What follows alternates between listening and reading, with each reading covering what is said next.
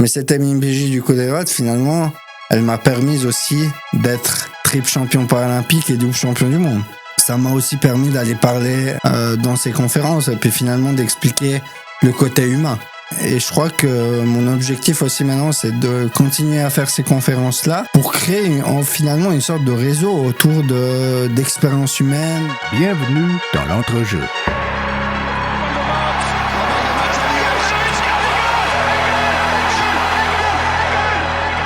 If I speak, I am in big trouble. Je crois qu'après avoir vu ça, on peut mourir tranquille. Enfin, le plus tard possible, mais on peut.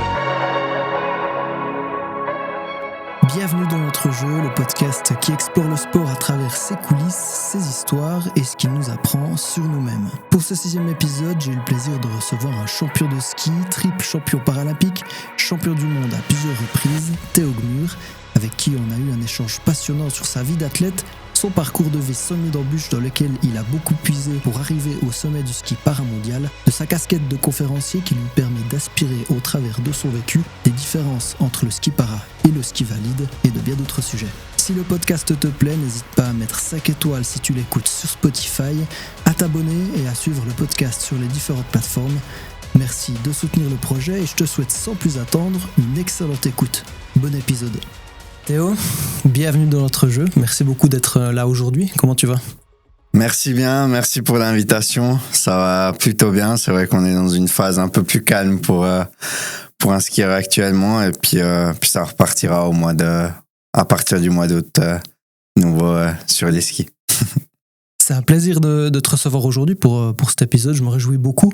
On va discuter de ton parcours, de ta vie d'athlète de haut niveau et de conférencier aussi, de ski évidemment, de la situation du handisport aujourd'hui en Suisse et ailleurs, et du ski para notamment. Évidemment, plein d'autres choses aussi. Avant ça, pour les personnes qui ne te connaissent pas, est-ce que tu peux te présenter un petit peu, résumer ton parcours et ce que tu fais dans la vie ?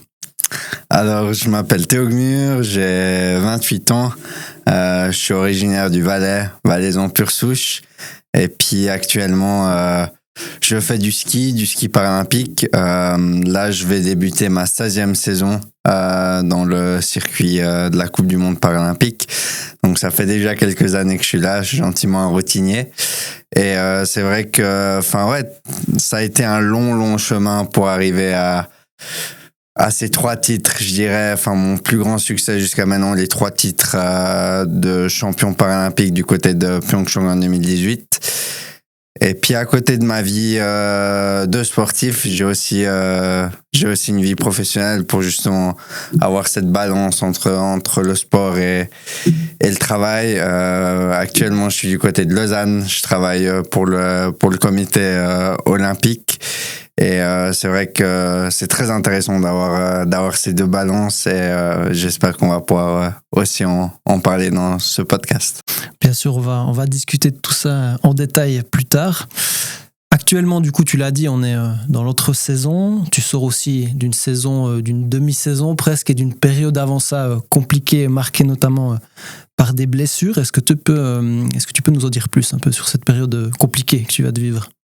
Oui, c'est vrai que ça a été une très dure saison d'un côté et de l'autre côté une belle saison avec un retour après quasiment 2 ans sans avoir porté un dossard sur mes épaules, avec quelques grandes attentes avant le début de saison et puis une saison où j'arrive, je fais mon retour à la compétition, d'abord en entraînement, et puis après seulement deux camps d'entraînement, je me luxe mon épaule gauche. Donc en fait, il a fallu tout reprendre un peu de zéro à ce moment-là, 1 mois de pause, et puis ensuite une reprise au mois de décembre seulement sur les skis. Donc après, ça a été en mode mission jusqu'au début de ma saison, qui a d'ailleurs débuté au mois de janvier avec seulement 2 courses pour me sélectionner pour les mondiaux. Première course, premier podium.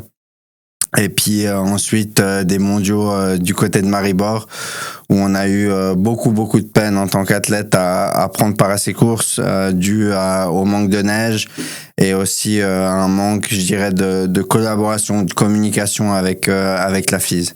Donc ça a été très compliqué. Puis ensuite, on a eu encore quelques courses du côté de l'Italie qui ont aussi été annulées pour cause météorologique. Donc ça a été une saison très compliquée. Finalement, j'ai eu que 7 courses à mon actif, 3 podiums.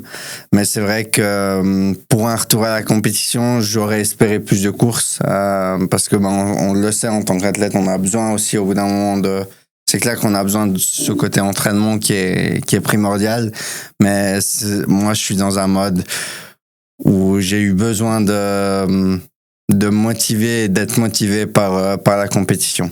Et c'est vrai que je vois cette différence encore après 15 saisons où vraiment en entraînement, je suis presque moins compétitif. Et dès que j'arrive en course, je me mets vraiment en mode bête de course. Et c'est ça qui me drive aussi, pour prendre une expression anglaise. Et du coup, tu as eu ces nombreux mois où tu as été justement éloigné de la compétition. Je pense, comme tu me le dis, ça a dû être une des choses compliquées. Qu'est-ce qui s'est manifesté d'autre de difficile, des doutes? Comment le doute se manifeste? Comment toi tu vis ce genre de période de blessure et où tu sais que pendant encore plusieurs mois, justement, tu vas pas pouvoir skier en compétition? Ah, c'est vrai, on le sait en tant qu'athlète, c'est compliqué d'avoir une blessure et d'être confronté à cette blessure. Moi, j'ai quand même eu en quelque sorte la chance après 14 saisons d'avoir eu ma première grosse blessure avec mon croisé et mes 2 ménisques qui ont lâché. Pour la petite histoire, je vais aussi revenir avant de répondre plus en profondeur à ta question. En fait, ce qui s'est passé, c'est qu'avant les Jeux de Pékin en 2022, donc j'ai eu une déchirure partielle de mon ménisque. C'était 1 mois et demi avant les Jeux de Pékin. Et donc à ce moment-là, on s'est posé la question, on s'est dit mais qu'est-ce qu'on fait? Et puis moi, je voulais absolument aller aux Jeux de Pékin. C'est vrai que j'avais des chances de décrocher à nouveau des médailles. Et du coup, on a tout mis en place pour que je puisse aller aux Jeux de Pékin. Et ensuite, en fait, après ma blessure, c'est aggravé. Donc, au début, j'avais le ménisque interne qui était touché, ensuite l'externe. Et puis, à la fin, il y a eu le croisé qui a pris aussi. Donc, c'est vrai que ça a été, en quelque sorte, pour moi, en tout cas, pour la blessure que j'ai eue au genou, ça a été un long processus avant de vraiment réaliser que j'étais blessé, que j'allais pas pouvoir concourir pendant quasiment 2 ans. C'est pas comme si ça m'était arrivé du jour au lendemain et du jour au lendemain t'es arrêté, tu peux plus concourir. Là, ça a été un processus et puis plus j'avançais en fait dans ma saison après les Jeux, plus je savais qu'à un moment j'allais devoir aller sur la table d'opération. Donc ça a été différent. Puis après, c'est vrai que par rapport à la blessure que j'ai eu au genou, ou même d'autres blessures, la luxation à l'épaule, je crois que c'est aussi les expériences que j'ai eues dans ma vie privée qui m'ont permis de justement m'en sortir aussi dans la vie sportive avec les diverses blessures que j'ai eues. C'est vrai que ça n'a pas été facile parce que on aimerait des fois accélérer les choses. On se dit mais pourquoi ça nous arrive maintenant? Moi, je me suis plein de fois avant les Jeux de Pékin, je me suis dit mais pourquoi ça arrive maintenant? J'avais l'impression d'être vraiment prêt physiquement, prêt mentalement, plus qu'aux Jeux de 2018 par exemple. Après c'est comme je le dis toujours, il faut que toutes les pièces du puzzle soient alignées pour que ça fonctionne le jour J. Et après la blessure, je dirais ma blessure au genou, ça m'a appris énormément sur la résilience, sur tous les sacrifices que j'avais fait jusqu'à maintenant. Puis finalement, on voit que déjà, d'une part, j'ai fait ce retour à la compétition. Je m'attendais pas à faire un podium lors de la première course et pourtant c'est arrivé. Et c'est vrai que je crois tout ce temps que j'ai eu pour revenir de ma blessure au genou, ça m'a fait réfléchir aussi à plein de choses, puis à me dire mais finalement oui, le sport c'est primordial dans ma vie actuellement, mais c'est vrai qu'il y a aussi d'autres choses à côté. Et je crois qu'on réalise beaucoup plus le côté entre guillemets humain de la performance sportive. Et puis aussi, on se dit, si un jour une blessure nous arrive, on a aussi d'autres choses à côté de cette vie-là. Donc, je dirais que c'est 2 ou 3 axes là sur lesquels j'irais en ayant une blessure. Tu parles de ta vie privée qui t'a permis d'être, entre guillemets, prêt à affronter ces moments compliqués. Oui. Toi, c'est vraiment une source de force que tu vas puiser dans les événements qui t'ont marqué pour, quand c'est plus dur, résister et voir le positif peut-être. Clairement, et je pense que dans les divers succès que j'ai eu sportifs jusqu'à maintenant, les échecs m'ont beaucoup plus appris que les succès. Je me rappelle, avant d'arriver à mes premiers Jeux paralympiques du côté de la Corée du Sud, j'étais prêt. Après, on le sait, c'est des courses d'un jour, c'est entre guillemets une sorte de loterie, et je savais que j'étais prêt, mais je dirais ce que je retiens de tout ça. Oui, alors la médaille, c'est magnifique, l'hymne suisse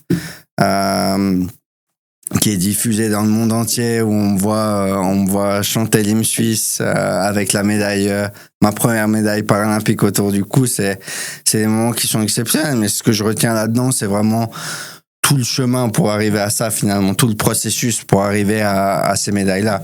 Et je me rappelle, par exemple, je dirais que le début du processus pour arriver à ces 3 médailles d'or du côté de Pyeongchang en 2018, ça a été mon accident de car. Donc, je me suis fait écraser, première semaine d'apprentissage du côté du Valais.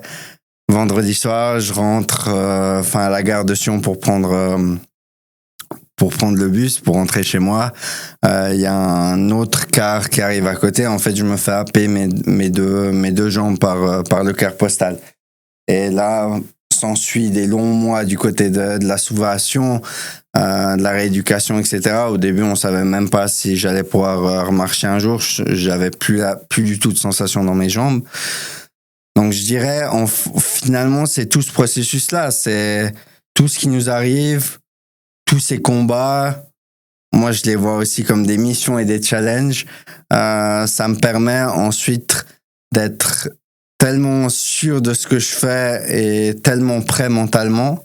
En quelque sorte, pas surprêt mentalement et physiquement, mais je le vois un peu comme ça. Et en fait, ça me permet dans la vie, ensuite de transposer ça dans ma vie sportive. Et puis je crois que ça m'a vraiment permis de renforcer mon caractère et d'être un autre homme aussi. Et je crois que ce soit l'accident de car ou le décès de mon papa 2 mois après mon accident de car, ça m'a aussi permis, en quelque sorte, de grandir plus rapidement et de devenir en quelque sorte un adolescent adulte plus rapidement que la moyenne. Et ça, j'en suis aussi très reconnaissant de ce parcours-là. Malgré les défaites, malgré les mauvaises expériences de vie, ça m'a permis de grandir aussi d'une autre manière, je dirais, que si je les avais pas eues. Tu parles justement de grandir et de mûrir tôt. Assez jeune, tu vas justement gagner ces 3 médailles aux Jeux à Pyeongchang qui vont te faire connaître aussi, notamment en Suisse. Tu vas devenir une personnalité publique, si je peux dire. Tu vas commencer peu de temps après aussi les conférences. Donc, tout va vite. Je te propose juste avant de justement retourner un petit peu plus tôt. Comment tu commences le ski ou quels sont tes premiers pas dans la discipline? Alors, c'est vrai que mes débuts avec le ski, c'est une longue histoire d'amour. Ça a commencé, je dirais, à l'âge de 2 ans. Donc, j'ai eu un accident cérébral durant la nuit. Mes parents m'ont retrouvé au matin dans mon lit avec mon côté droit complètement paralysé. S'ensuit là aussi des longues semaines du côté du CHUV pour justement essayer de trouver d'où ça venait. Finalement, le diagnostic est sorti assez rapidement. J'avais une hémiplégie de mon côté droite. Et puis, en fait, je suis rentré assez rapidement de nouveau à la maison. avec bien entendu mes parents super inquiets pour la suite de ma vie.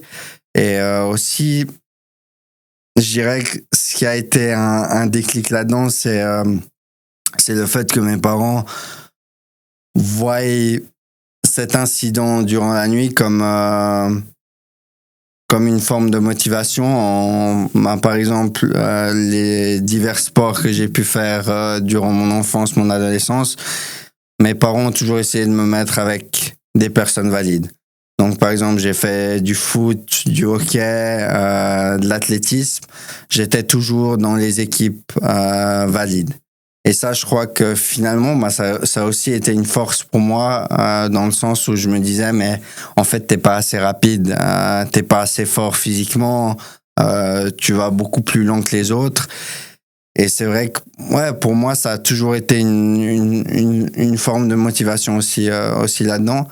Après, mon histoire avec le ski, elle commence 6 mois après mon incident, où mes parents, à l'âge de 2 ans et demi, mes parents m'ont dit aujourd'hui, on va aller skier. Et c'est vrai que ce jour-là, je me rappelle de la veille de mon premier jour de ski, j'avais une palme comme paire de ski, le casque dans le salon, dans la cuisine, à la maison, et puis je me réjouissais tellement de partir skier. Et ensuite, ça a été de nouveau un long chemin de croix, parce que bien entendu, quand on arrive à un certain niveau, en Valais, il y a des cadres en fait, même dans les équipes de jeunes. Et puis en fait, je suis arrivé jusqu'en OJ. Et à ce moment-là, c'est soit vous êtes sélectionné pour aller à Ski Valais, soit votre carrière dans le ski s'arrête là. Et à ce moment-là, j'étais au ski club de mon village. Et puis à ce moment-là, on a eu des discussions, parce que mon frère était aussi dans le ski club. Et puis ensuite, mon frère est parti à Ski Valais. Et moi, à ce moment-là, on a eu des discussions. Puis les personnes du ski club ont eu des discussions avec mes parents. Et puis ils ont dit, mais pour Théo, maintenant on peut plus rien faire.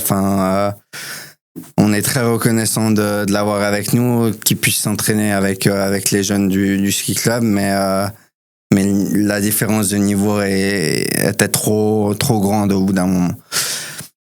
Et du coup, là aussi, j'ai eu énormément de chance. Je le dis souvent, mes parents ont énormément fait pour m'intégrer au maximum dans la société. Que ce soit ma maman, professeure de maths et de sciences dans un cycle en Valais. Donc, ma maman pour le côté professionnel. Et puis mon papa, qui était responsable du sport d'élite aux douanes à l'époque, qui a fait énormément pour la partie sportive. Donc là aussi, il avait des contacts. Et puis, il a essayé justement d'activer ses contacts à ce moment-là pour que je puisse rentrer dans la structure du ski para. Je me rappelle aussi de mes premiers championnats suisses paralympiques en 2010 du côté des Grisons.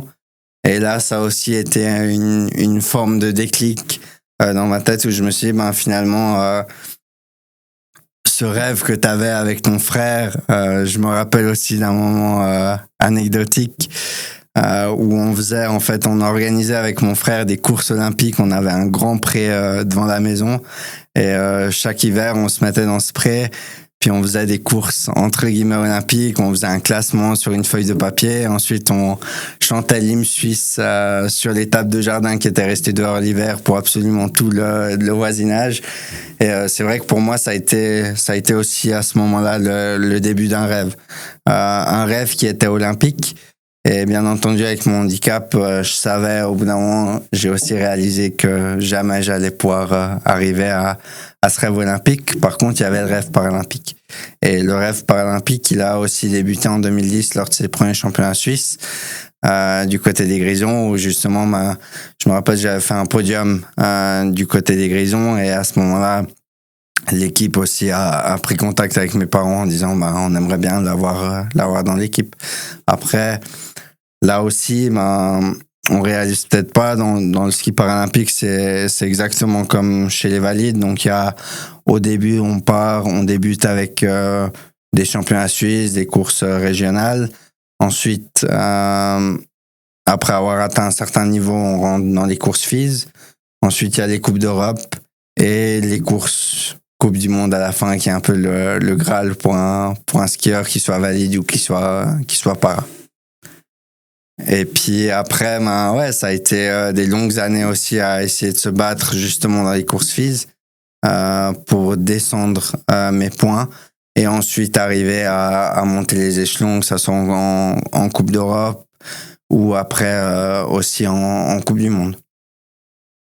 Deuxième déclic, gros déclic, là, 2017, mes premiers championnats du monde élite, para, du côté de Tarvisio. Là, j'étais pas préparé à faire cette médaille-là, en quelque sorte.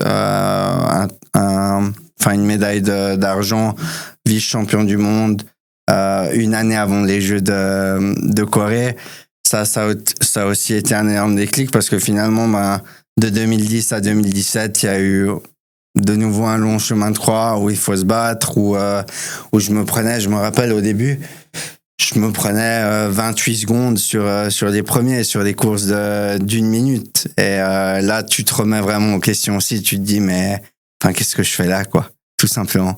Et après, c'est vrai que 2016, là, les résultats commençaient à venir. Puis je me disais, mais il y a certainement un truc à faire. Et puis, 2017, là, ça a été le déclic. Et ensuite, on le sait, la saison 2018, elle a été pour moi complètement exceptionnelle. Avec justement ma première participation à des jeux, ma première saison complète en Coupe du Monde, avec un premier succès en Coupe du Monde lors de la première course de la saison. Donc ça m'a aussi tellement tiré en avant et tellement mis de positif dans ma tête pour la suite de la saison, avec cette apothéose du côté de la Corée. Après, pour aussi répondre à ta question, je crois que on peut être d'un côté préparé à ce succès, je dirais dans le monde valide, qui est un monde où on le voit maintenant, pas que dans le ski, mais dans d'autres sports aussi, le football par exemple, avec un Yamin Lamal qui arrive très jeune, très fort. Il a aussi cette pression de son club, des sponsors, etc. Mais en quelque sorte, ça fait des années qu'ils se préparent pour arriver à ça. Et dans le monde valide, par exemple dans le ski valide, je sais qu'ils ont des entraînements, par exemple pour des cours pour parler aux médias. Ils ont une certaine préparation. Moi, je suis en quelque sorte, on a commencé à me connaître lors de mon succès du côté de Tarvisio à mes premiers championnats du monde élite. Mais c'est vrai qu'il y a eu 1-2 articles dans des journaux locaux en Valais. Et ça s'arrêtait là. Par contre, Pyeongchang, pour moi, je prends l'avion de Zurich pour partir en Corée. L'avion retour, c'était pas du tout pareil. Ça a été le jour et la nuit. C'est vrai que ça a été aussi compliqué, je dirais, pour maman, qui était non plus pas du tout prête à ça. Et puis, pour moi, ça a été aussi dur, en quelque sorte, quelques mois après, d'accepter cette notoriété qui arrive soudainement et qui m'est finalement tombée sur la tête aussi. On aura l'occasion après d'en reparler avec tout l'aspect conférence et comment tu partages tout ça, comment tu t'exprimes et tu racontes ces choses. J'avais une question par rapport à ton entrée aussi dans le ski élite.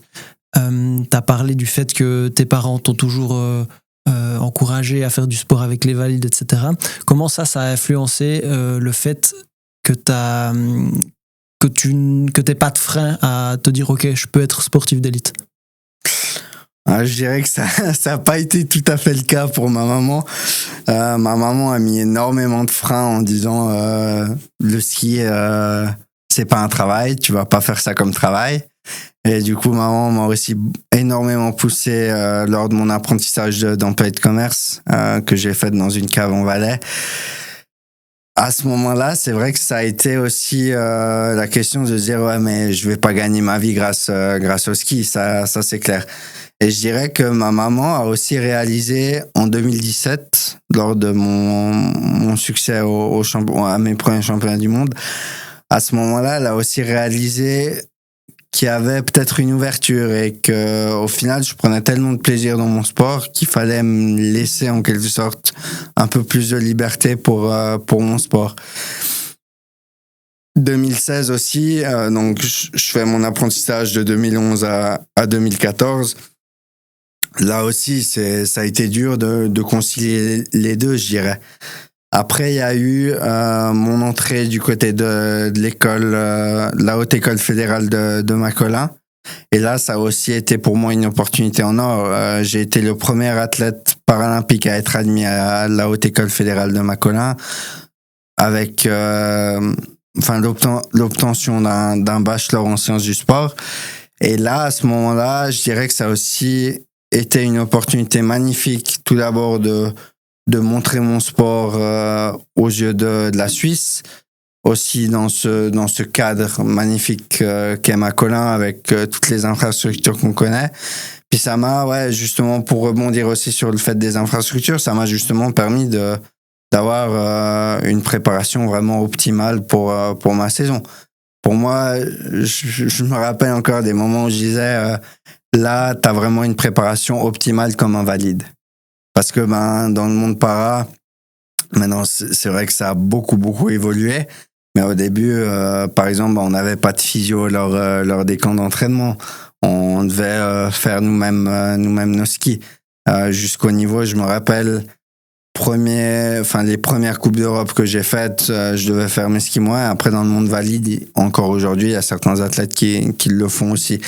Mais c'est vrai que on n'avait pas autant de connaissances que ce qu'on a maintenant à ce niveau-là. Ça m'amène sur la question, du coup, vu que tu en parles un petit peu des différences aujourd'hui. Quelles sont aujourd'hui les comparaisons qu'on peut faire entre la vie d'un des meilleurs athlètes para du monde, Théo Gmür, et la vie d'un des meilleurs skieurs para du monde et des meilleurs skieurs du monde, par exemple Marco Odermatt aujourd'hui, dans la structure d'entraînement, dans toute ta vie d'athlète? Je dirais qu'il y a plusieurs liens et plusieurs différences. Les liens, ce qui nous lie entre le monde valide et le monde para, c'est la passion, c'est les heures d'entraînement, et puis les différences, je dirais que c'est au niveau des structures. Il y a encore dernièrement, il y a plusieurs personnes qui sont venues vers moi en me posant la question, ouais, mais toi, t'es chez Swisski. Puis je disais, non, nous, on n'est pas liés à Swisski. En fait, ce qu'il faut savoir, du coup, c'est qu'on a deux associations qui s'occupent du ski para en Suisse. C'est d'un côté SPFAO, qui est la fédération pour les personnes paraplégiques et tétraplégiques. Et on a une autre fédération, la fédération avec qui j'ai un contrat actuellement, c'est Plus Sport, qui s'occupe des personnes en situation debout, qui organise aussi des camps polysportifs pour les personnes en situation de handicap en Suisse. Mais c'est vrai qu'il y a ce lien, que ça soit SPFA ou Plus Sport, il y a ce lien justement entre le sport de masse et le sport d'élite. Chez Swisski, on s'occupe à 99% du sport d'élite. Donc c'est une énorme différence au niveau des moyens, des budgets, des structures, etc. Après, on a la chance, si on a des contacts avec des coachs qui travaillent chez Swisski, de pouvoir aller s'entraîner de temps en temps avec certains groupes Swisski, mais ça reste encore très rare. Ça reste encore, je dirais, pour certains athlètes, un tout petit nombre d'athlètes en Suisse. Et pour moi, ça, c'est un frein énorme parce que, en quelque sorte, si on regarde les structures qu'ils ont chez Swisski, les moyens qu'ils ont chez Swisski, c'est énorme. Après, je crois qu'on ne pourra jamais comparer les deux, ou on n'arrivera en tout cas jamais à rattraper ce que fait Swisski avec Marco Odermatt, Loïc Meillard, Camille Rast aussi actuellement. Je crois qu'il n'y a pas vraiment photo là-dessus. Après, je dirais que il y a aussi des différences, tout simplement au niveau des moyens financiers. les athlètes valides, on le sait, il y a un tabelle qu'on peut trouver d'ailleurs sur le site de la FIS avec tous les montants qu'un athlète gagne, par exemple qu'un Marco Odermatt gagne durant la saison, et ça c'est seulement des paiements de la part des organisateurs des courses. Après il y a tous les soutiens, le sponsoring de l'athlète qui reçoit lui par ses sponsors. Nous, on gagne une course Coupe du Monde, par exemple en Suisse, à Vezona ou à Saint-Moritz. On gagne une demi-meule de fromage à raclette. Alors, c'est exceptionnel, c'est super pour organiser des soupers entre copains à la maison, mais c'est pas ça qui va nous permettre de faire évoluer notre sport et de performer au meilleur niveau. Et pour moi, c'est clair que le rêve idéal, ce serait de rentrer chez Swiss-Ski en tant qu'athlète para. Mais voilà, on le sait tous, il y a déjà eu des discussions à l'époque. Et c'est clair qu'il y a le côté business qui rentre en jeu entre notre association et Swiss-Ski. Et là, ça bloque au bout d'un moment. Après, des différences au niveau de l'entraînement physique, par exemple. J'ai eu la chance et l'honneur de pouvoir m'entraîner pendant plusieurs années de suite avec Patrick Flaxion, Elitement, la société Elitement, qui grandit de plus en plus maintenant et en fait qui s'est occupé, donc Patrick s'est occupé au début de Laragout Béramier de son frère Yann, et ensuite il a monté sa structure pour la préparation physique, au début spécifique pour les skieurs. Il a à son actif de très grands athlètes suisses. Il a Loïc Meillard, Daniel Yule, Luca Erni, Mélanie Meillard. Voilà, une longue liste d'athlètes vraiment. Et je dirais que quand on a eu les premières discussions pour une collaboration, le mot d'ordre c'était vraiment que la différence se voie le moins possible. Puis ça me rappelle aussi en quelque sorte quelques années en arrière, lors de mon enfance, mon adolescence, où justement j'avais envie que mon handicap se voie le moins possible. Par exemple, quand j'étais sur les skis. À ce moment-là aussi, il y avait le regard des autres qui était important. Et puis là, en quelque sorte, je voyais cette différence parce qu'à l'époque, je voulais qu'on me voie comme un enfant normal. Et quand j'ai eu ces discussions avec Patrick à ce moment-là, c'était plus le regard des autres qui m'intéressait, mais c'était comment être aussi fort que quelqu'un de valide, physiquement et mentalement, finalement. Et c'est vrai que ça m'a permis de grandir aussi en tant qu'athlète, parce que je rentrais dans une structure en quelque sorte qui s'occupait que de valides. Patrick m'a pris dans son groupe d'entraînement. J'étais le premier athlète paralympique à y rentrer aussi. Et ça a été pour lui de longues heures de recherche aussi pour vraiment trouver un moyen de me faire performer au plus haut niveau. Mais après, je dirais, pour faire un résumé de ta question, je pense que vraiment il y a des différences énormes entre le monde valide et le monde para. Et après, si en tant qu'athlète para, on veut essayer de faire avancer les choses, c'est à nous à aller toquer aux portes et essayer d'ouvrir les portes individuellement. Ça va pas se faire par la fédération, par nos fédérations. Je dirais que c'est aux athlètes aussi au bout d'un moment à essayer de faire avancer les choses de ce côté-là. Tu parlais avant des prize money justement qui permettent aux athlètes valides qui reçoivent ces prix-là, évidemment de vivre de leur sport, mais aussi du coup de réinvestir dans leur performance. C'est quelque chose que tu peux pas faire en plus du fait que toi tu dois travailler à côté. Oui, c'est quelque chose que les athlètes para peuvent pas vraiment faire, en tout cas les skieurs para. Je sais que dans le monde de l'athlétisme para, ça a énormément évolué. Il y a aussi une plus grande médiatisation ça a commencé aux Jeux de Londres.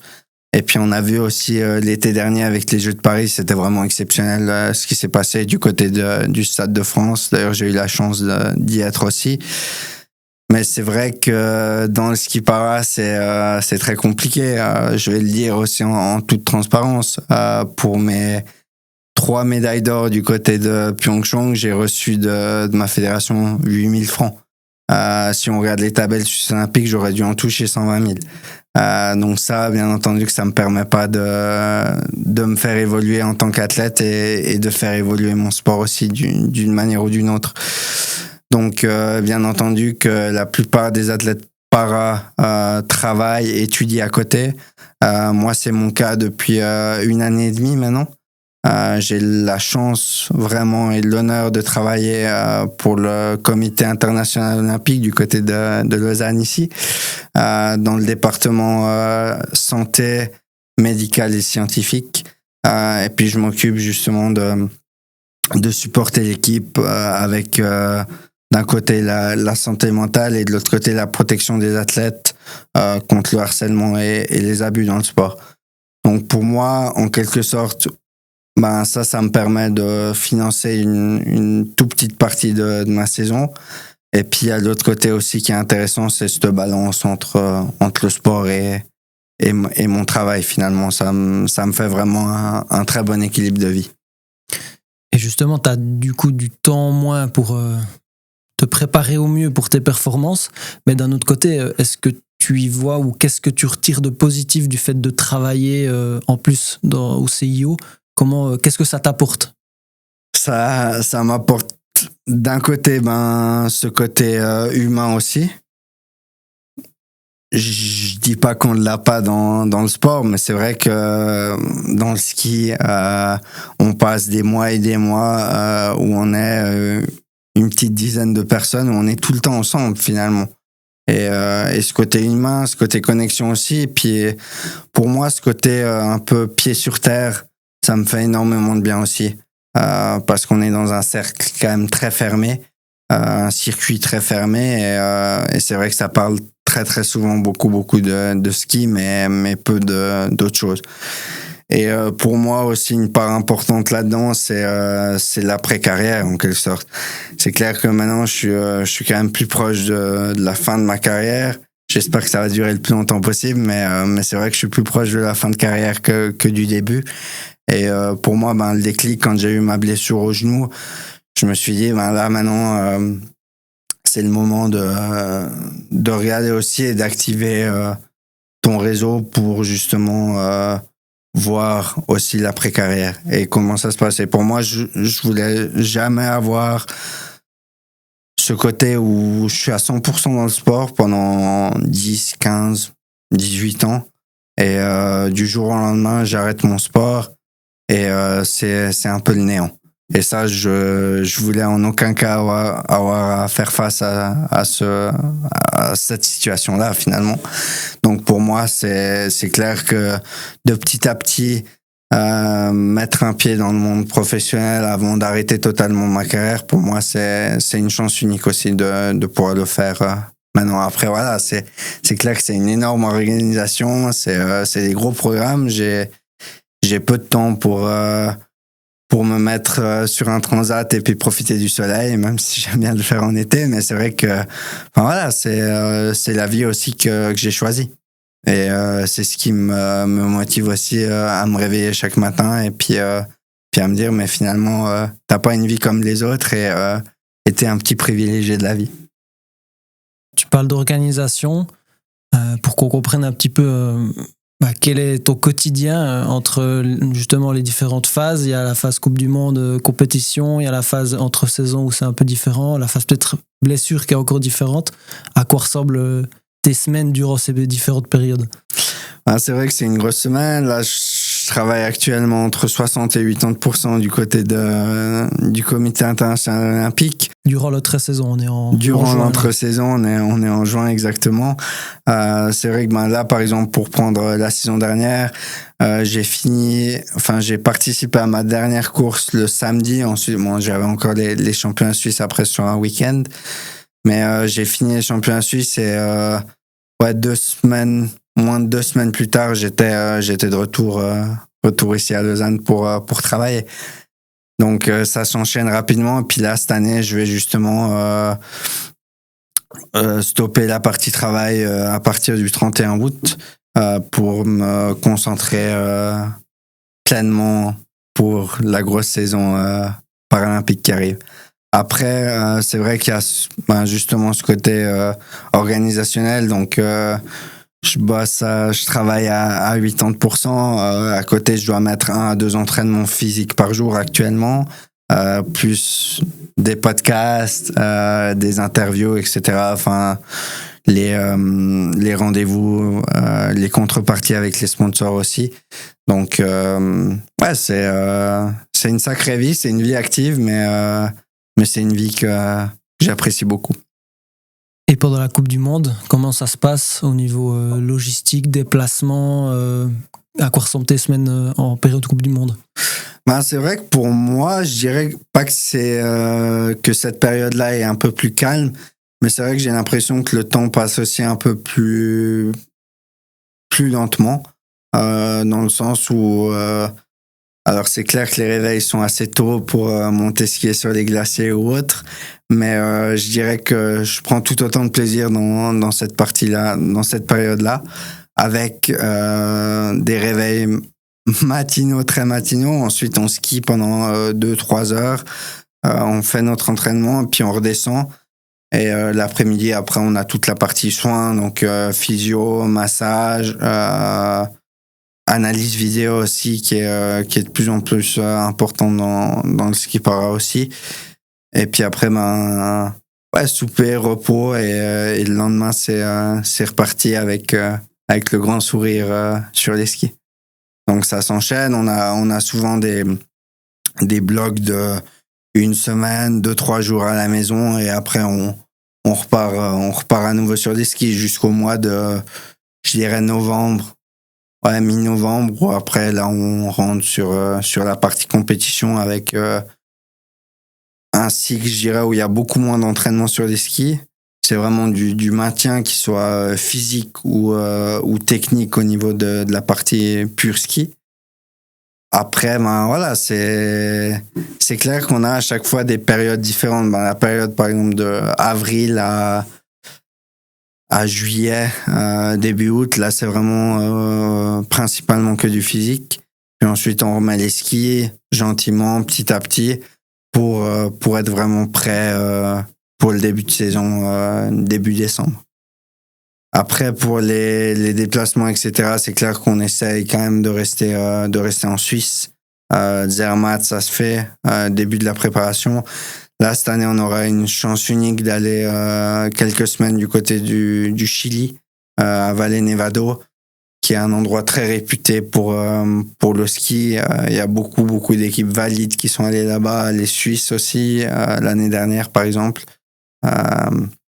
pour justement avoir des conditions en quelque sorte plus hivernales que ce qu'on pourrait avoir actuellement, ou enfin au mois d'août du côté de la Suisse et de nos tout beaux glaciers.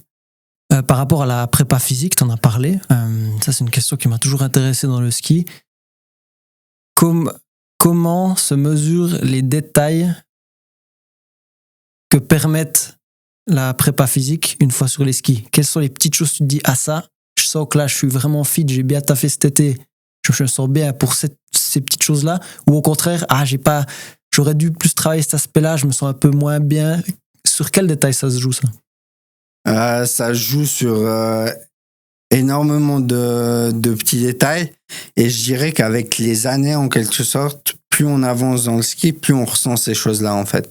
Je me rappelle mes premières années du côté de Zermatt, où je faisais une préparation. Après, la préparation physique était pas du tout similaire à ce que je fais maintenant, tantôt en nombre d'heures d'entraînement que de qualité de l'entraînement. Mais c'est vrai que quand on revient sur les skis, après une préparation physique de 2 mois et demi, 3 mois, pour moi, la partie ski est un facteur, une échelle de performance qui est incroyable, en fait, pour savoir si on est prêt physiquement ou pas. Après, c'est vrai, quand le moment où on remet les skis au mois d'août et le début officiel de la saison, il y a des mois qui passent, il y a aussi un corps qui s'habitue de plus en plus à des mouvements qui sont quand même, qui restent différents de ce qu'on a fait en physique pure.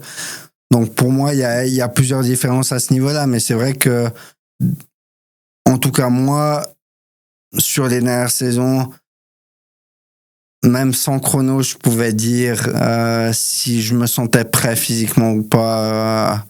Je dirais au mois d'octobre, novembre.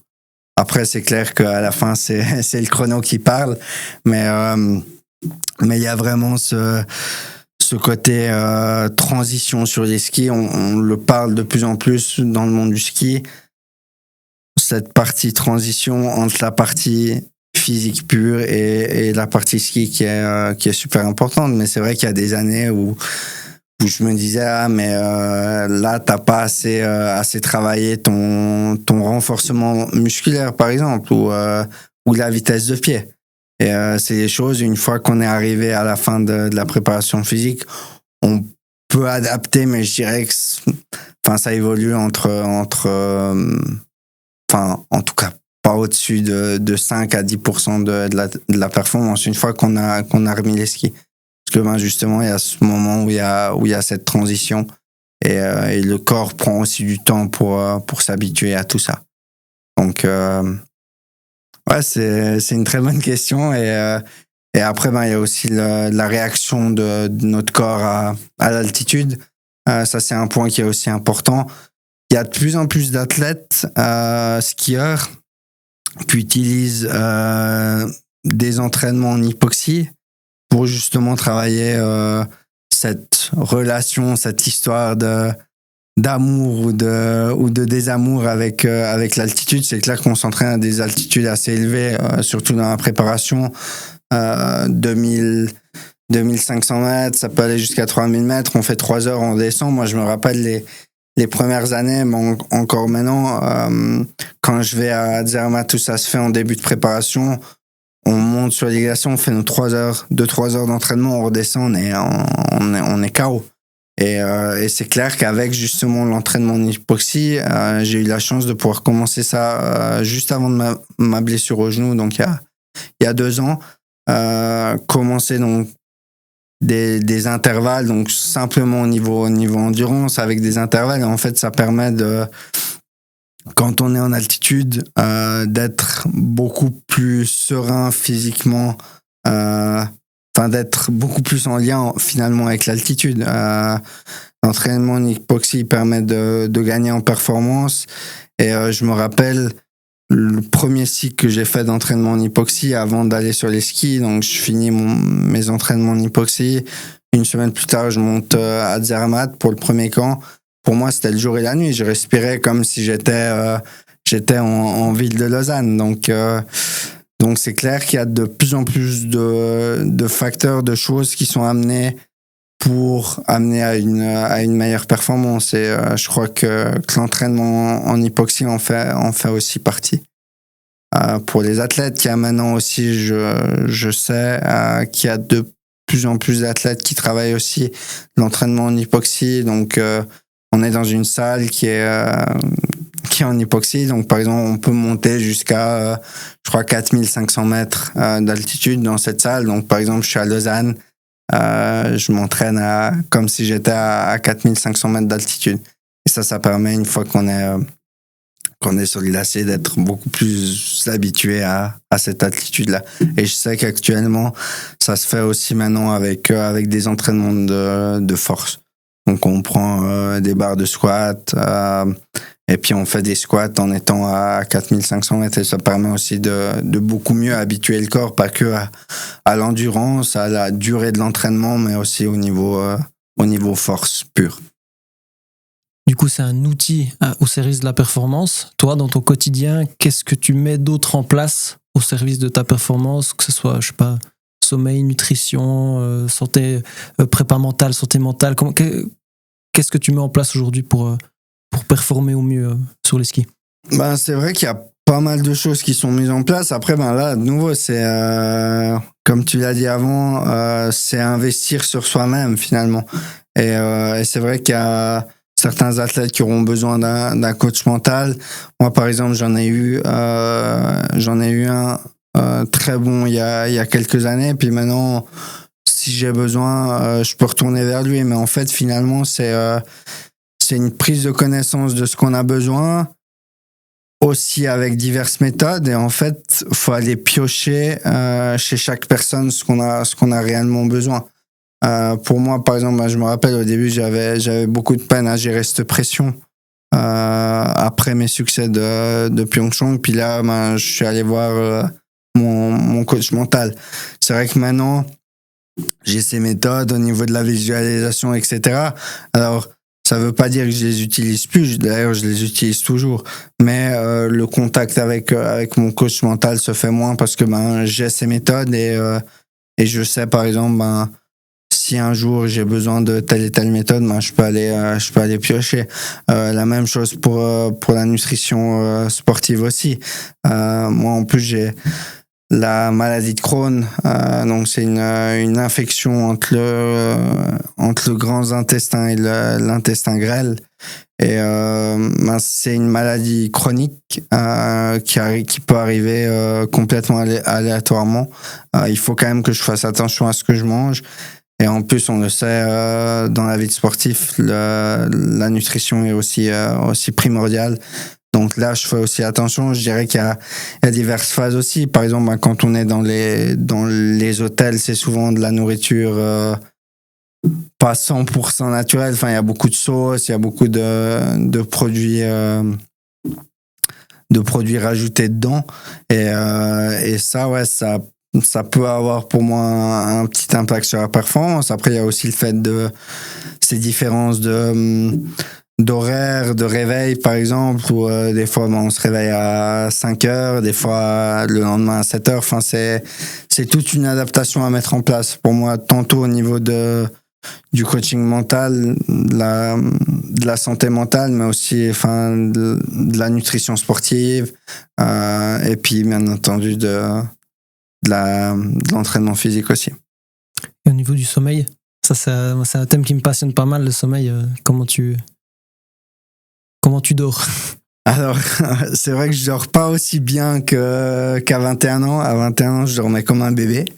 Je me rappelle d'ailleurs à l'époque, avant les Jeux de Pyeongchang, je m'étais dit, faut pas me demander pourquoi, mais je m'étais dit, tous les soirs, tu vas aller au lit à 21h37 et à 21h47 environ, j'étais endormi. Maintenant, c'est clair que c'est différent avec l'âge. Le sommeil aussi est en quelque sorte un peu plus perturbé. Mais c'est vrai que j'essaye de couper avec mon téléphone, par exemple, tout ce qui est TikTok, Instagram, avant d'aller au lit. Par exemple, de me prendre un bon livre pour lire, ça me permet aussi de me détendre avant de dormir. Et puis, ouais, essayer d'éviter aussi les lumières trop fortes avant de dormir. Après, c'est toutes des choses que je fais. Alors, je dis pas que je suis super assidu avec tout ça. J'essaye de le faire, j'essaye de mettre en place. Mais voilà, après, c'est aussi vraiment en fonction de chaque besoin, de chaque personne, comment elle réagit aussi. Je me rappelle aussi, pour parler du sommeil, justement, ça peut paraître très contradictoire. Souvent, quand on est en course, on a quand même ce côté adrénaline qui est assez lourd à porter aussi, à certains moments. Et ça a un impact, ça a eu, en tout cas, ces dernières années, un gros impact sur mes performances. Je me rappelle de grosses courses, des championnats du monde ou même les Jeux de Pékin, par exemple, où on rentre après la course, donc on a tous ramdam en quelque sorte des conférences de presse, de la zone média, du contrôle antidopage, ensuite la cérémonie de médaille, on rentre, le lendemain ça recommence. Et je me rappelle avoir eu tellement de peine à m'endormir, j'essayais de prendre des cachets de mélatonine pour m'endormir. Rien n'y faisait, j'arrivais pas à dormir jusqu'à 2-3 heures. Puis le lendemain, on devait se réveiller à 5h30, 6h pour je crois que c'était le Super G. Et je me rappelle par exemple la saison dernière, histoire complètement contradictoire. Normalement, on est censé quand même avoir entre 7 et 9 heures de sommeil. Et puis, je me rappelle les meilleures courses que j'ai faites la saison dernière, c'est où en fait j'avais le moins d'heures de sommeil à mon actif. Et pour moi, c'est complètement contradictoire parce que au final, j'étais tellement fatigué, mais c'est là où j'étais le plus performant. Et en fait, aussi, ce que j'ai fait, où j'ai essayé de mettre en place au niveau de l'entraînement physique, alors pas sur toutes les sessions, mais sur certaines sessions d'entraînement, en début de préparation, c'est en fait des fois d'essayer d'un peu moins dormir ou de diminuer mon sommeil pour voir aussi comment finalement mon corps il réagit à la performance sous fatigue. Et ça a été pour moi très intéressant aussi. Et je crois que ça a été en quelque sorte une forme de force par rapport à certaines courses de la saison dernière où j'étais complètement fatigué déjà en me réveillant le matin. Et puis pourtant, la performance était quand même là. Donc finalement, on voit que aussi il y a ce côté mental pour moi qui est primordial dans la performance. Après, oui, il y a le sommeil, il y a le côté nutrition, il y a le côté physique, il y a plein de choses. Mais pour moi, je dirais que le côté mental à la fin, ça peut faire inverser une performance ou dans un sens ou dans l'autre. Ou justement contrebalancer un élément que tu peux pas maîtriser à 100% comme le sommeil du coup. Exactement, ouais. Et puis c'est vrai que ouais, aussi, au début je dormais, ça pouvait aller des nuits où je dormais 10 heures quand j'avais entre 19 et 22 ans. Et puis après, ouais, la vie aussi évolue, il y a d'autres facteurs qui rentrent en jeu.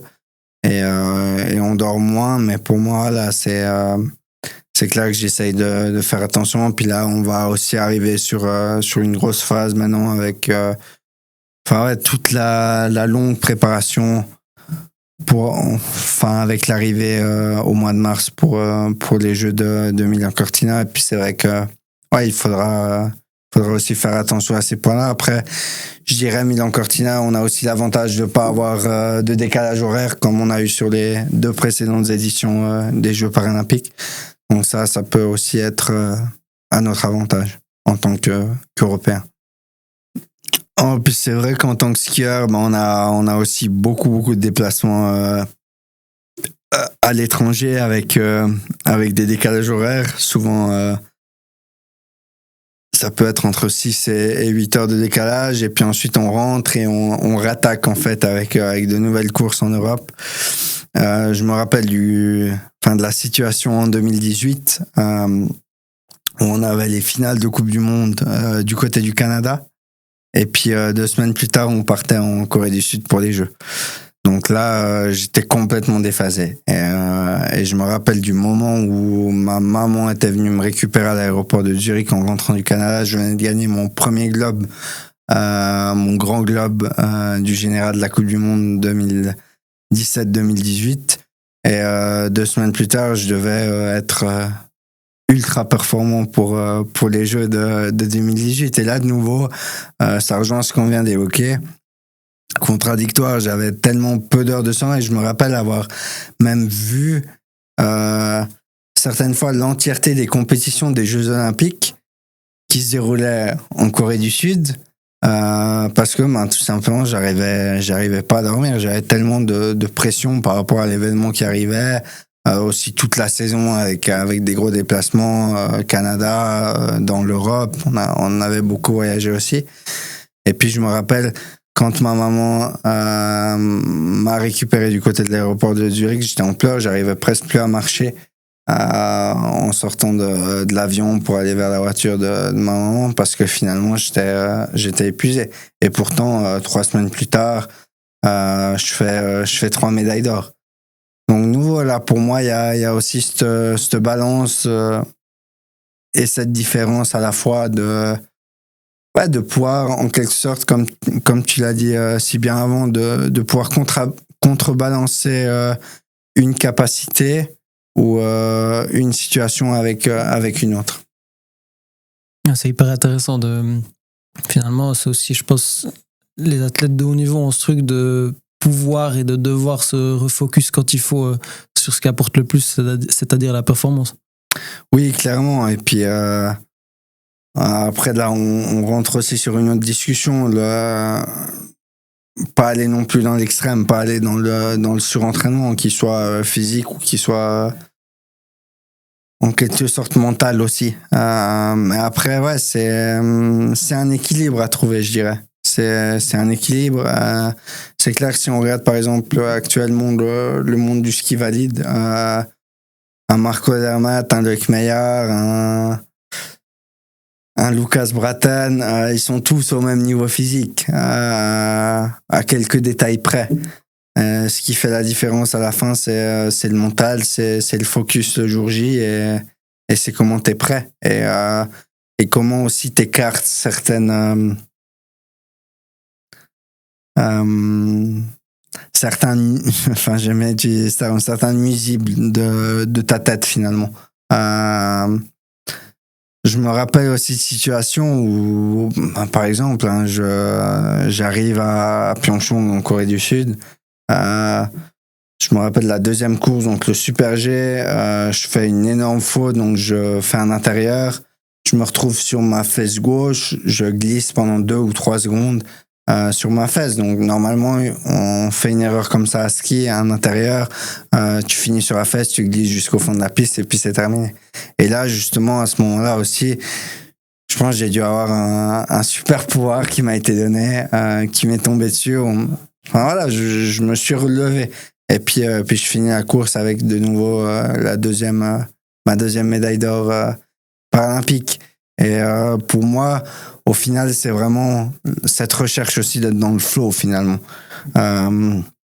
Si on voit, si je regarde par exemple Roland Garros qui se passe actuellement avec la tennisman Boisson, la française, pour moi, elle était dans le flow total. Elle était dans un flow qui l'a permis de surmonter les épreuves. Après une blessure comme elle a eu, c'est absolument exceptionnel, mais elle était dans un flow. Et moi, pour ma part, j'avais aussi l'impression en 2018 d'être dans un flow. Finalement, tout pouvait m'arriver, tout pouvait me tomber dessus, mais j'avais cette force de caractère, cette force mentale, aussi un peu de chance, bien entendu, de me dire, finalement, il y a des choses qui t'arrivent, mais l'important, c'est ce virage-là. Et puis le virage suivant.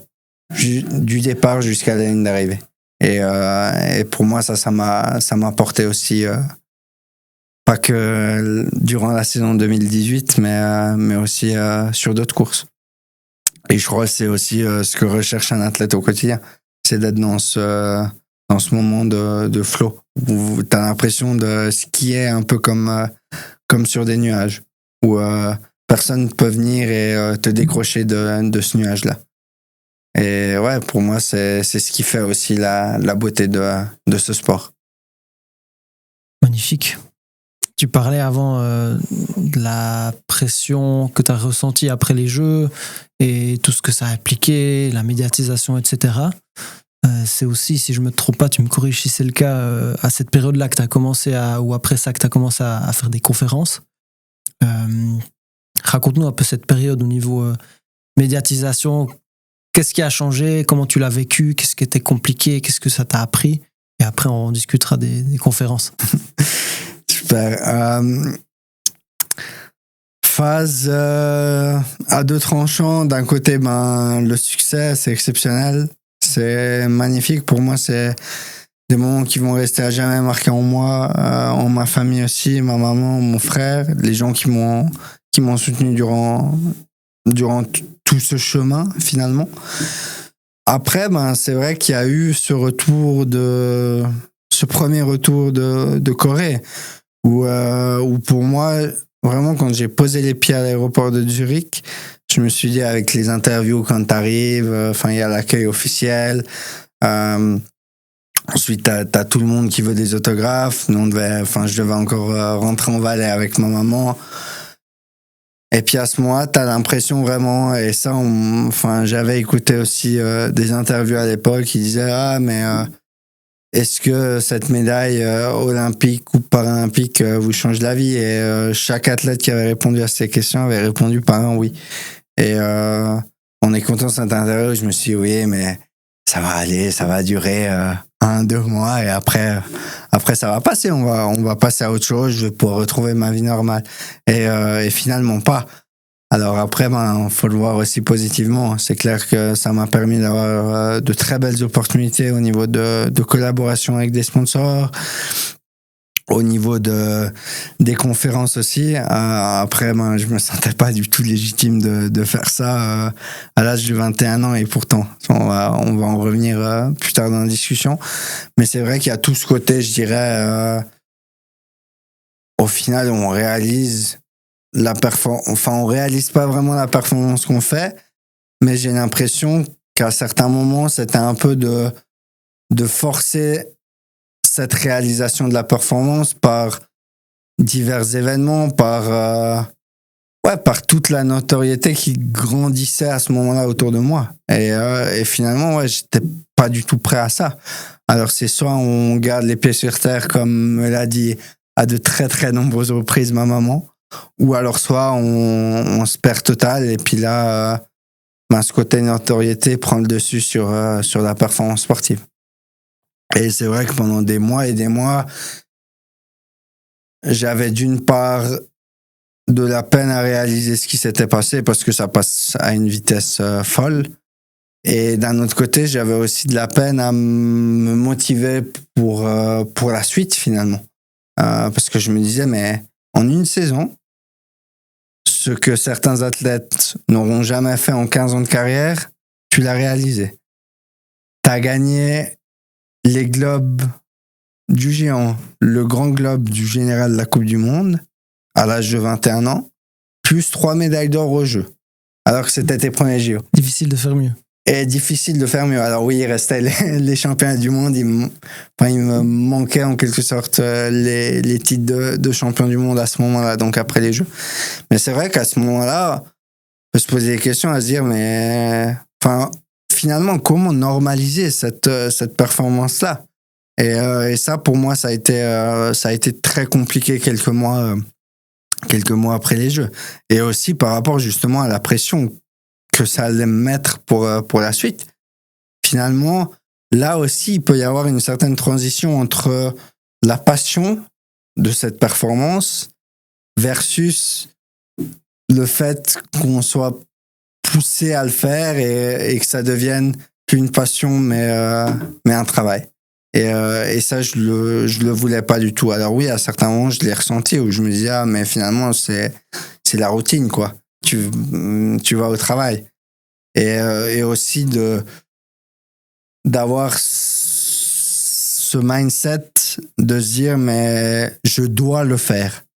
Et pas, j'ai envie de le faire et j'ai la passion de le faire.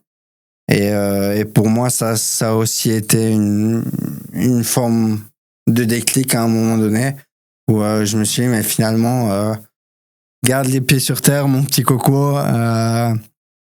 Alors oui, t'as de la chance de faire ce sport, mais fais-le pour toi finalement. Fais-le pas pour la fédération, fais-le pas pour les sponsors, fais-le simplement pour toi.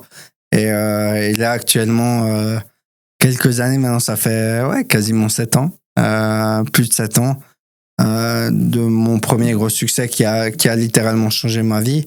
J'ai toujours cette passion-là. Et pour moi, tant que j'ai cette passion-là, j'espère pouvoir continuer le plus longtemps possible dans le ski. Après, c'est vrai qu'il y a plein de facteurs qui rentrent en jeu. On l'a discuté aussi avant, les blessures, l'après-carrière aussi. Donc, voilà, faudra tout mettre sur la table à ce moment-là. Mais c'est vrai que j'aimerais tellement pouvoir terminer de la plus belle des manières la magnifique histoire que j'ai avec les Jeux Olympiques et les Jeux Paralympiques finalement. Mais c'est vrai que ces succès m'ont à la fois changé la vie pour le meilleur et parfois pour le pire. Et il y a l'aspect justement de l'âge auquel tu as été confronté à ça. C'est d'ailleurs un truc qui se retrouve dans pas mal de carrières. Tu parlais avant de Yamin Lamal, c'est exactement ça. À des âges très jeunes, ils sont et vous êtes confrontés à ce genre de choses. Et tu parlais aussi du fait de le partager dans des conférences que tu te sentais pas légitime à ce stage, mais finalement il y a peu de gens qui à 21 ans peuvent partager ça. Alors, il y a peu de monde qui peuvent partager ça. Après, c'est clair qu'à ce moment-là, je me sentais pas légitime de le faire parce que pour moi, 21 ans, ouais, on vient de déménager de ses parents normalement, on vient de prendre son premier appartement. Enfin voilà, tu découvres un peu la liberté de la vie et aussi ses responsabilités finalement. Et pour moi, je me sentais pas du tout légitime de le faire face à des chefs d'entreprise de 40, 50 ans qui ont un backup qui est absolument énorme. Certains, c'était en plus des grands chefs d'entreprise en Suisse. Je me disais, mais finalement, qu'est-ce que tu fais là, quoi, à certains moments. Et après, voilà, je pense que il y a ce côté vraiment intéressant dû au fait que, par exemple, on connaît Lamine Yamal, on le connaît à 90-95% pour ses performances sportives et par ses performances sportives. Marco Odermatt, la même chose. Marco Odermatt, il a eu du succès très jeune aussi. Et on l'a connu grâce à ces succès-là. Et je crois qu'il y a aussi cet avantage que j'ai eu, en quelque sorte. Alors oui, j'ai eu un accident très jeune, à l'âge de 2 ans. Cette hémiplégie du côté droite. Mais cette hémiplégie du côté droite, finalement, elle m'a permis aussi d'être triple champion paralympique et double champion du monde. Et pour moi, grâce à cette hémiplégie du côté droite, ça m'a aussi permis d'aller parler à diverses personnes dans ces conférences et puis finalement d'expliquer le côté humain. Et qu'est-ce que fait le côté humain dans la performance sportive ou même dans les conférences que j'ai faites, finalement, il rapproche beaucoup plus les gens. Parce que quand les gens entendent l'accident de car, par exemple, que j'ai eu ou la perte de mon papa en 2011 à l'âge de 15 ans, c'est des choses qui rapprochent beaucoup plus les gens. C'est des situations qui rapprochent beaucoup plus les gens, finalement.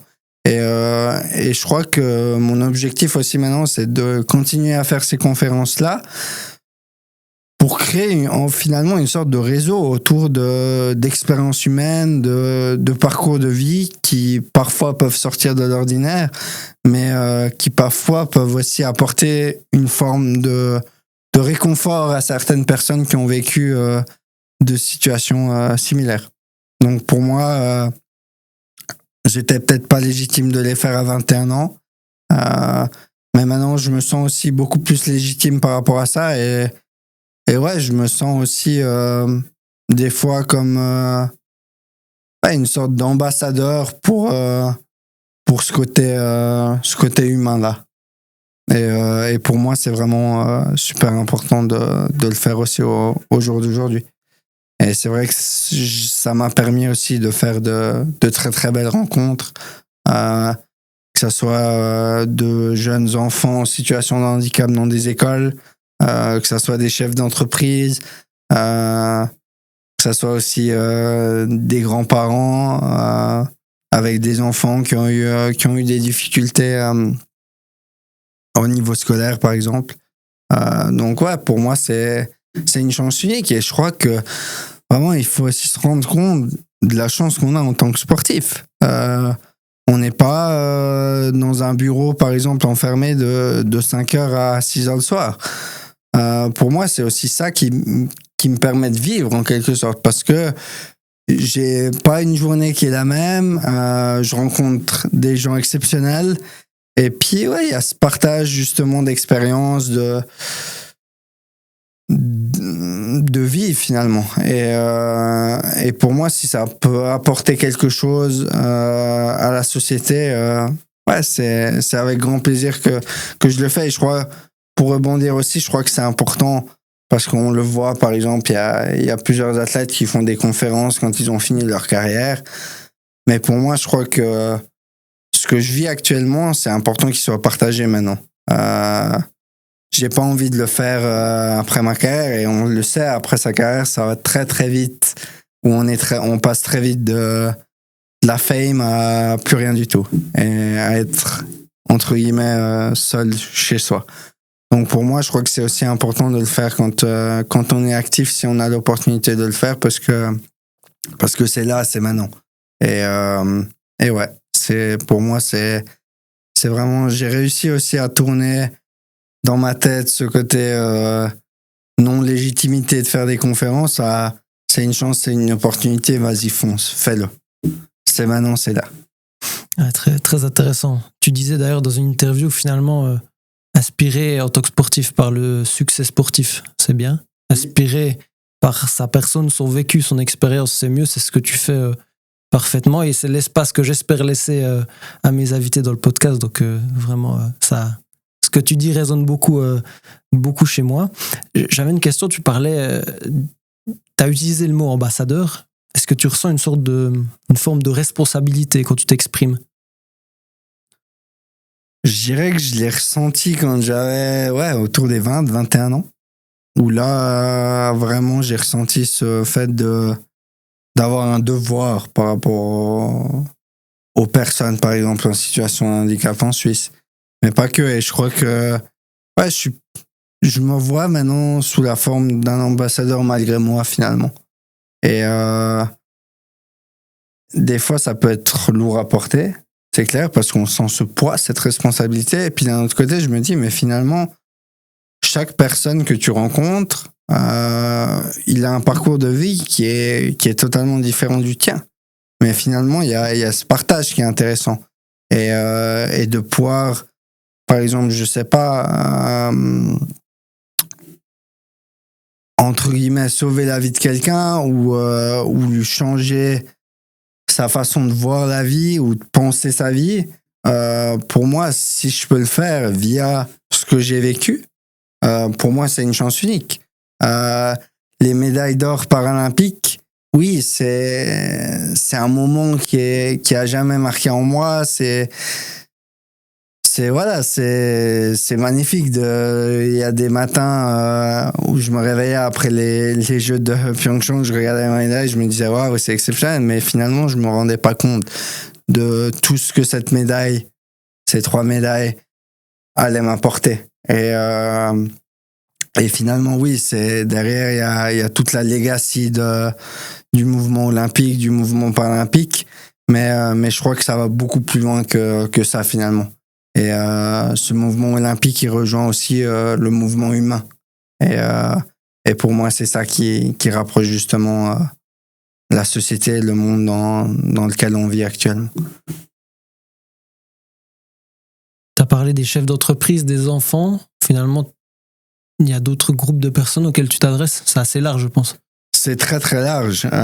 Ça peut aller de l'école primaire à des chefs d'entreprise, à des sorties d'entreprise aussi. C'est vraiment super super large. Je suis aussi allé dans des homes, des maisons de retraite. Donc pour moi, c'est comme je me répète souvent, mais c'est une chance unique de pouvoir avoir un panel, un public qui est tellement différent, qui passe d'un enfant qui aime pas l'école, du tout l'école, comme ça a été mon cas. Et d'ailleurs, pour rebondir sur ça, je vais faire une petite aparté par rapport à ça. J'étais un des élèves les plus turbulents de mon école primaire et de mon cycle. Et je voulais, en fait, quand j'ai fini ma scolarité obligatoire, commence aussi à grandir, à être plus mature, je me disais, mais finalement, c'est pas l'image que je veux laisser de moi dans ces écoles-là. Et finalement, après, j'ai eu la chance justement de faire des remplacements scolaires hors saison et durant quelques années. Et ça m'a aussi permis d'être en quelque sorte en paix avec moi-même. Parce que je me disais, mais finalement, t'as tellement été turbulent. J'ai revu des profs, des instituteurs qui étaient mes profs finalement à l'école et qui devenaient mes collègues l'espace de quelques mois. Et pour moi, ça m'a aussi permis dans ma tête de me dire, mais voilà, maintenant t'es en paix avec la partie scolaire.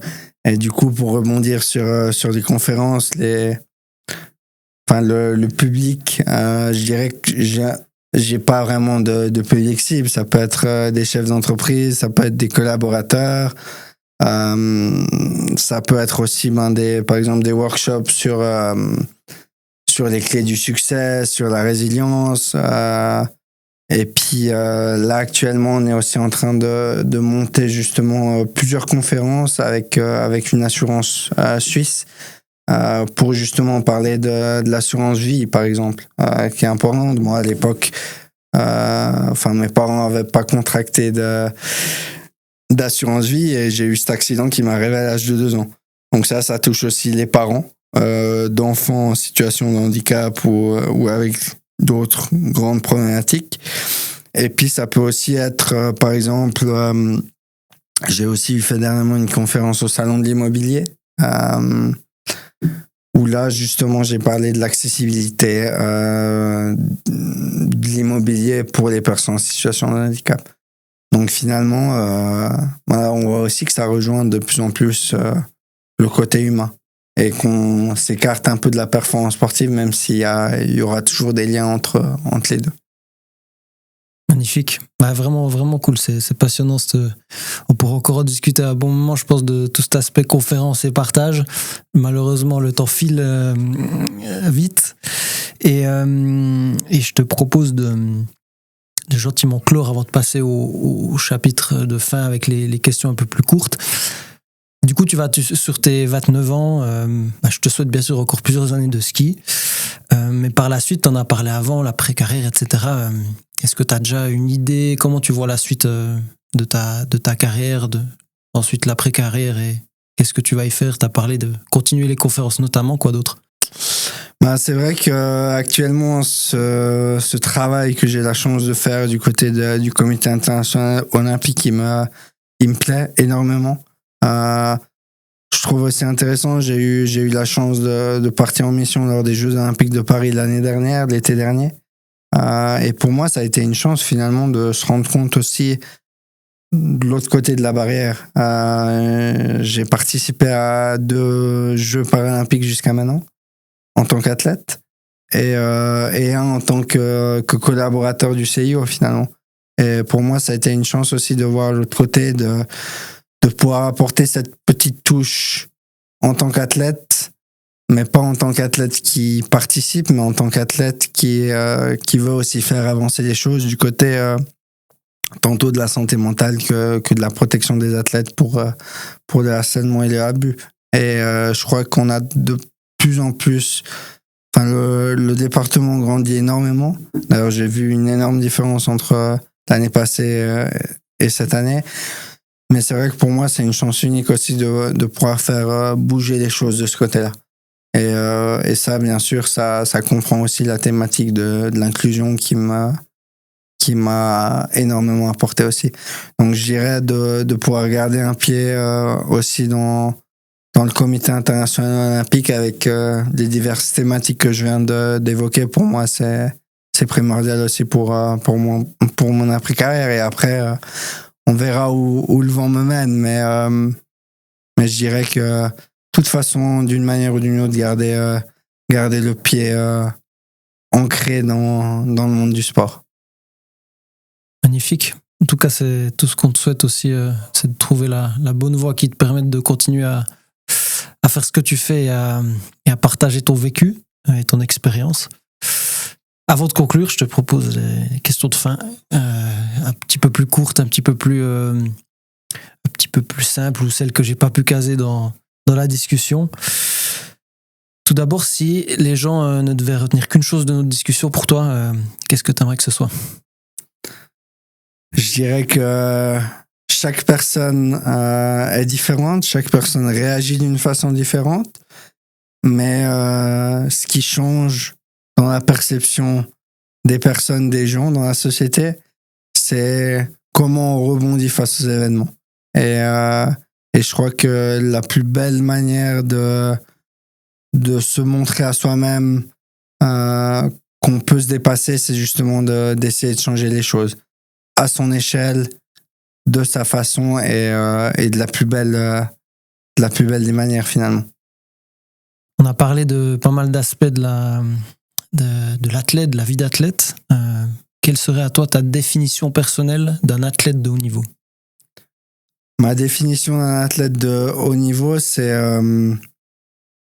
Pour moi, c'est quelqu'un qui se dépasse, qui passe pas au-dessus de ses limites, qu'elles soient physiques, qu'elles soient mentales, mais qui se dépasse pour le bien de la performance et aussi, bien entendu, qui permet à son sport d'évoluer de la plus belle des manières.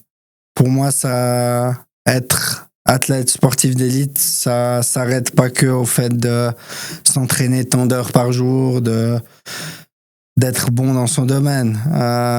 Combien on a d'athlètes actuellement sportifs d'élite qui n'ont pas de médaille aux mondiaux, qui n'ont pas de médaille aux Jeux. Pourtant, ils la méritent tout autant que les athlètes qui sont montés à une ou plusieurs reprises. Donc pour moi, c'est un athlète qui cherche au quotidien le dépassement de soi pour permettre d'être le meilleur, d'être plus fort, plus grand et aussi de indirectement faire évoluer son sport, son domaine sportif. Ça passe, comme tu disais avant, un peu par le fait d'être un ambassadeur aussi. Oui, clairement. Je pense que chaque athlète, chaque personne avec une histoire ordinaire ou qui sort de l'ordinaire, pour moi est un ambassadeur. La prise de parole, je pense que c'est quelque chose qui effraie beaucoup de monde. Toi, du coup, tu as une certaine expérience là-dedans. Quel conseil tu donnerais à quelqu'un qui doit préparer sa première conférence? Très bonne question. C'est clair que j'aurais pas répondu à la même chose à 21 ans que maintenant. Mais je dirais que le mot d'ordre, le mot ultime là-dedans, c'est rester soi-même finalement. Et pas essayer de devenir un personnage, pas essayer d'être un Brad Pitt ou un Omar Sy, mais d'être soi-même finalement. Et de raconter son vécu, par exemple, dans les conférences que j'ai pu faire jusqu'à maintenant, de raconter son vécu de la manière la plus naturelle possible. Faut pas penser à ce qu'on va dire. Alors oui, bien sûr qu'il faut avoir quand même un certain contrôle, une certaine ligne directrice là-dedans, mais je dirais que de parler de la manière la plus naturelle possible, tout en restant finalement soi-même et pas essayer de se donner un rôle, de faire passer des messages qu'on n'aimerait pas forcément. Et puis aussi, justement, d'essayer de cultiver au maximum ce lien avec l'histoire qu'on a et puis ce côté partage aussi qui rapproche finalement la société. Top. J'en prends note à titre personnel, plutôt pour les podcasts, du coup, c'est cool. Quel est le conseil que tu te donnerais à ton toi de 20 ans, du coup, juste avant peut-être de gagner les Jeux? Ouais, je dirais, Toto, garde les pieds sur terre. La performance sportive est à la fois exceptionnelle, mais c'est à la fois... le monde sportif est à la fois un monde de grands requins aussi. Et rappelle-toi d'où tu viens, rappelle-toi du parcours que tu as eu dans ta vie et garde les pieds sur terre et surtout ne perds pas les pédales, bats-toi et prouve-toi que c'est pas impossible, mais que c'est possible. Magnifique.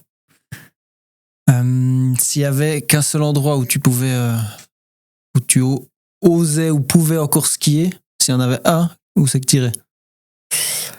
Dans le pré devant la maison. C'est vrai qu'on a tellement de souvenirs. On se rappelait encore de ces souvenirs avec mon frère il y a quelques jours.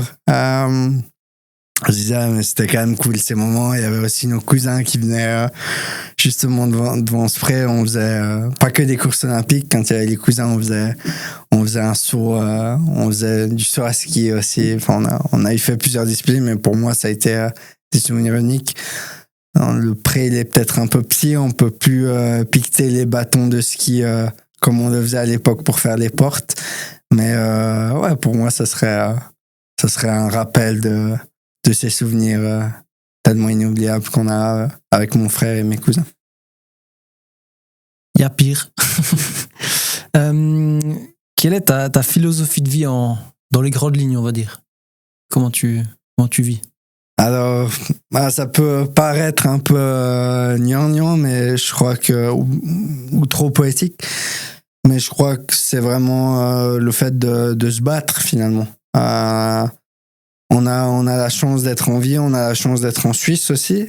Ça, il faut s'en rendre compte aussi. Et puis après, ouais, il y a ce côté justement de mission pour moi, de vraiment, combien de fois j'ai eu mon ange gardien au-dessus de ma tête. Je pense qu'il a dû se dire à plusieurs reprises, ouais, là c'est la dernière chance, quoi. Par exemple, quand je me fais écraser par le carte postal, après la perte de mon papa aussi, ça a été des longs mois très compliqués. Parfois à ski, avec quelques belles gamelles. Mais je dirais, ouais, vraiment de se battre. Et on a cette vie, elle est là, elle est ici, c'est maintenant. Et il faut en profiter avant qu'il ne soit trop tard. Tu m'as dit avant que parfois, avant de dormir, quand tu laissais le téléphone de côté, tu ouvrais un livre. Quelle serait une œuvre, soit littéraire, cinématographique, musicale ou autre, qui t'a marqué et que tu recommandes aux auditeurs? Je dirais qu'il y a plusieurs livres qui m'ont marqué. Moi, j'aime beaucoup les biographies, les biographies de sportifs aussi. Et puis c'est vrai que, ouais, pour moi, la biographie de Zlatan Ibrahimovic, par exemple. La deuxième? La première. La première. J'ai beaucoup aimé en fait la façon dont le livre a été écrit, par les difficultés finalement qu'il a vécues dans son quartier jusqu'à la réussite finalement. Et pour moi, ouais, c'est comme je l'ai dit avant, je crois, c'est vraiment intéressant de voir ce partage d'expérience, ce partage de liens qu'on peut faire avec diverses personnes. Et aussi, ce que je trouve intéressant dans ces livres-là, par exemple la biographie de Zlatan, celle de Peter Sagan aussi, qui m'a beaucoup marqué. Finalement, on est loin de ces personnes. Enfin, on les connaît peut-être pas personnellement, mais la force en quelque sorte de ces biographies, c'est que on se sente rapproché par l'histoire qui raconte dans ce livre. Et puis après, c'est vrai que là, petite avant-première, on est en train de coécrire. Je suis en train de coécrire ma biographie qui va sortir très certainement soit avant les Jeux de 2026 Milan-Cortina, soit après. Donc soyez prêts. Je me réjouis de lire ça avec attention. Trop bien. Bon, là, j'aurais 10 000 questions. On fera l'épisode 2 quand elle sera sortie, parce que là, sinon, on a encore pour 1 heure si on parle de tout ce processus. Ça doit être intéressant. Oui. J'aime bien laisser à la fin du podcast, après chaque épisode, à mon invité carte blanche pour parler d'un projet, d'une cause ou autre qui tient à cœur à l'invité. T'as un champ libre. Alors, pour moi, je dirais que c'est vraiment la cause de l'éducation, de l'enfant aussi. Tout ça en lien avec la partie sportive jeu, ce que finalement m'a apporté le sport dans ma vie, depuis l'enfance jusqu'à l'adolescence. C'est vrai que c'est énorme pour moi. Sans le sport, je pense pas que je serais là pour participer à ce podcast aujourd'hui. Mais je crois que ouais, c'est vraiment ce côté lien avec le sport, et puis aussi finalement tous les à côté de la performance sportive pure qui m'intéresse aussi. Que ça soit la santé mentale, la protection des athlètes comme je le fais dans mon travail actuel.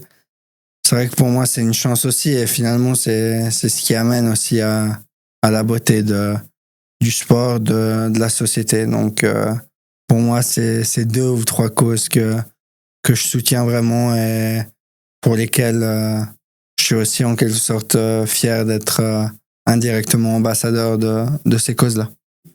Magnifique. Théo, je te remercie infiniment pour ta ta présence, pour ta générosité aussi, pour cet échange. C'était top.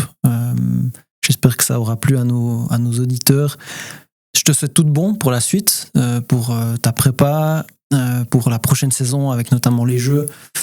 Sacré enjeu. Je te souhaite de faire autant bien qu'à Pyeongchang. Et tout de bon pour la suite. C'était un plaisir. Merci Théo. Merci infiniment. Et moi, j'aimerais aussi, justement, comme je l'ai dit, dire un grand merci parce que je crois que c'est une chance unique j'ai dit, je pense, 20 ou 25 fois chance unique, mais voilà, pour moi, ça l'est vraiment de pouvoir partager mon expérience et puis aussi de pouvoir faire parler du monde para, du ski para. Pour moi, c'est une très, très belle opportunité. Alors, merci beaucoup à Enjeu Podcast pour cette chance, cette opportunité et je vous dis à tout bientôt.